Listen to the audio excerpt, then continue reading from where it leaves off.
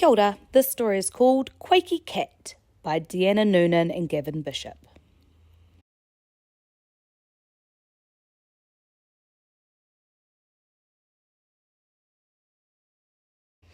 On a cold Christchurch morning, while the city was sleeping, before the birds roused him with twitters and cheeping, curled up on the end of his friend Emma's bed, Tiger woke with a start and a feeling of dread. He twitched his long whiskers and sniffed at the air. Danger was close, but what was it, and where? Then a voice in his head, one he'd not heard before, shouted, "Run for your life, Tiger! Make for the door!"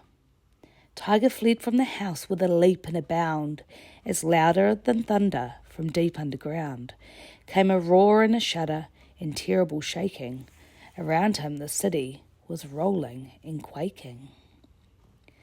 He raced up the path as it buckled and bent. As the mailbox swayed, even faster he went, round swings that were swinging and roundabouts creaking, past the shuddering school with its swimming pool leaking.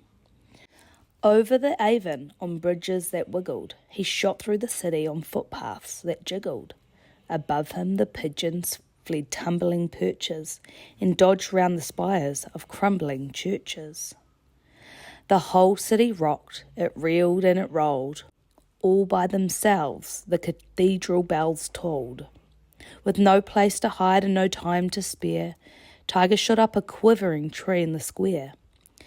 When he clawed his way up to the top, he looked down and saw in the tree half the cats from the town. Below them bricks crashed, chimneys fell, shops caved in.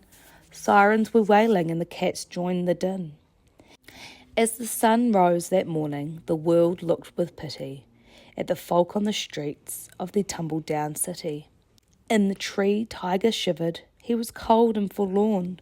Where was his Emma in this muddled-up dawn? Afraid, the cats huddled with their hisses and wails, with whiskers cast down and sad, drooping tails, till evening when one puss came down on his own and set out through the rubble to look for his home. It was Tiger, poor Tiger, who tried to be bold, as he passed perchless pigeons puffed up with the cold, and cross-broken bridges pushed up into humps, the school pool now empty, the field full of lumps. Over the roundabouts, not fit to ride, he padded past tangles of swings on their side. At last to his street he came, weary and worn, but where was his mailbox? Where was his lawn? Gone was the place that Tiger called home, and gone was his Emma. He felt so alone. Where could he go and what should he do? He was tired, he was hungry, but then he smelled stew. He sniffed his way down to the end of the street and into a hall through a tangle of feet. People were queuing, their plates piled high. Would they give him a morsel, one small bite to try? Poor Tiger Puss waited. Didn't anyone care? Then everything changed with the cry, "Look who's here!" It was Emma, his Emma. He was back home at last, and his horrible day was a thing of the past. His house was in ruins, his whole city battered, but with Emma's arms around him, nothing else mattered. For a home's not a roof or a chimney or stairs. It isn't a cat door or tables and chairs. Home's not a mailbox. Home's not a floor. A home isn't gone with a quake and a roar. Home is a pat and a scratch round the ears. Home is a rest from the din and the fears. Home is a family. Home is a hug.